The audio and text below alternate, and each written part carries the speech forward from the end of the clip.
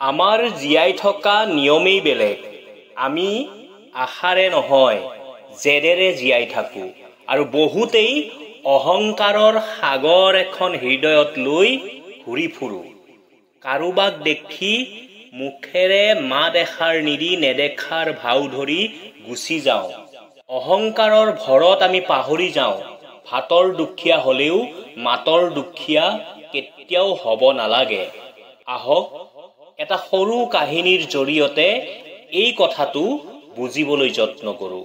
মোহন নামৰ মানুহ এজনে এটা বৰফৰ ফেক্টৰীত কাম কৰিছিল।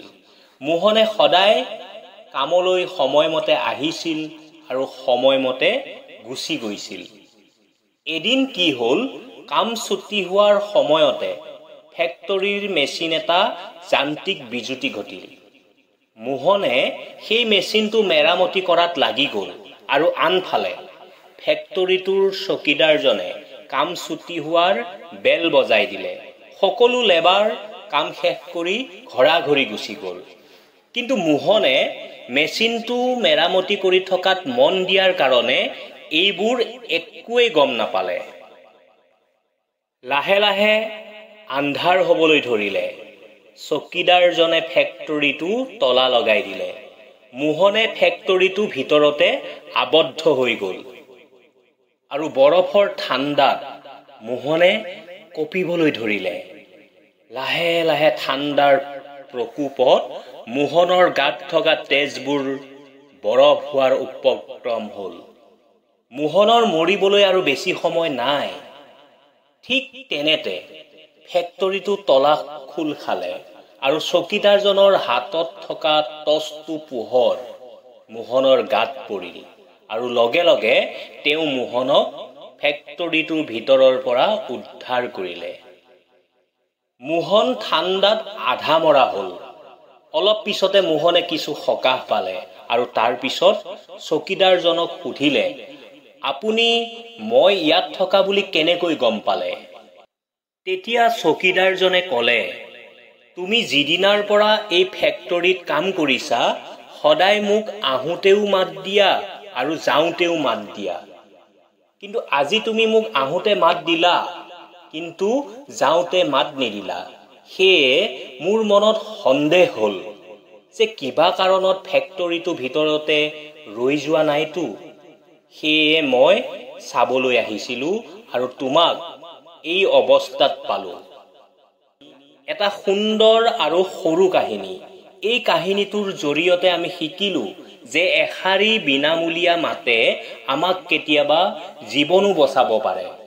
অথচ আমি বহুতেই টকা, ৰূপ, যৌৱন আদিৰ অহংকাৰৰ ভেমত মানুহক মাত এষাৰ দিবলৈ টান পাওঁ। ভগৱানৰ দান আমাৰ মুখৰ হাঁহিটো, আমাৰ ব্যৱহাৰ, মুখৰ সুন্দৰ মাতটো আৰু সহায়ৰ হাত কেইখন, এই যে বিনামূলীয়া বস্তু কেইটাও আনক দিবলৈ আমি টান পাওঁ।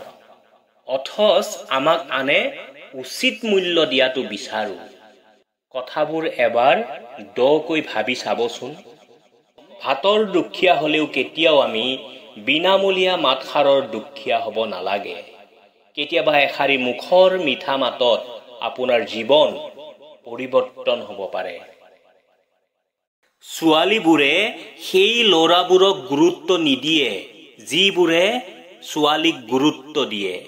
তাৰ সলনি সেইবোৰ ল'ৰাৰ পিছত ঘূৰে যিয়ে ছোৱালীক ব্যৱহাৰ কৰে, পিছত কিন্তু আজীৱন কান্দি থাকে। তিতা লগা কিন্তু সত্য কথা। কাৰোবাৰ বিশ্বাস জয় কৰা সহজ, তাতোকৈ সহজ হৈছে বিশ্বাস ভঙা। কিন্তু কঠিন হৈছে বিশ্বাস জীয়াই ৰখা। দূৰলৈ যোৱা বাহানা কিয় বিচাৰিছা? চিধা চিধিকৈ কৈ নিদিয়া কিয় তোমাৰ হৃদয়ত এতিয়া বেলেগ আছে বুলি? এইখন দুনিয়াত জীয়াই থাকিব বিচাৰিছা যদি এটা কথা জানি লোৱা, তুমি কান্দিলে কাৰো একো নহয়। এটা কথা কওঁ শুনা, সঁচাকৈ তোমাৰ আচৰিত শক্তি আছে। যিজন মানুহে জীৱনত কোনো দিন কন্দা নাছিলো, সেই মানুহজনক তুমি কন্দুৱাইছা। যদি কোনোবাই তোমাক বুজি পোৱা নাই, টেনশ্যন নলবা, কিয়নো ভাল মানুহ আৰু ভাল কিতাপ বুজিবলৈ মগজ লাগিব। সকলো জ্ঞান যে কিতাপৰ পৰাই পাব সেইটো বাধ্যতামূলক নহয়। কিছুমান জ্ঞান মতলবী মানুহেও দিব। কথা পাতিবলৈ সময় আৰু শব্দৰ প্ৰয়োজন নহয়, মন লাগিব। যদি মন নাথাকে, যিমানেই শব্দ আৰু সময় নাথাকক কিয়, একো কাম নাই। মা দেউতাৰ মমতা তেতিয়াই অপমানিত হয় যেতিয়া ল'ৰা ছোৱালীয়ে মাক দেউতাকক কয়, তোমালোকে আমাৰ কাৰণে কি কৰিলা? যদি ভাল পোৱা নাছিলা, অভিনয় কিয় কৰিছিলা? আৰু যদি কথা দি কথা ৰাখিবই নোৱাৰা, কথা কিয় দিছিলা? কিমান যে বেয়া লাগে যেতিয়া কোনো এটা সম্পৰ্ক বহুদিন সাৰ পানী দি ডাঙৰ কৰাৰ পিছত হঠাৎ এদিন আপোনজন গুচি যায়। যিজনে তোমাক বুজা বুলি ভাবে তাক এৰি দিয়া। তাতকৈ এটা কাম কৰা, তুমি তাৰ স্মৃতি হোৱা। সদায় মনত ৰাখিবা, আইনাত মুখ আৰু সংসাৰত সুখ নহয়, কেৱল এইবিলাক দেখা যায়। জীৱনত সদায় মনত ৰাখিব, যদি মানুহ বদলিব পাৰে, ভাগ্যনো কি? সদায় হেৰাই যোৱাৰ পিছতহে বুজা যায় কিমান মূল্যৱান আছিল সময়, ব্যক্তি আৰু সেই সম্পৰ্ক। দুখ সেই সকলেই পায় যিয়ে হৃদয়েৰে সম্পৰ্কত আহে। দুনিয়াত সকলো বস্তু উঠাব পাৰি, কিন্তু পৰি যোৱা ভাৱনা উঠাব নোৱাৰি। মানুহ সঁচাকৈ আচৰিত।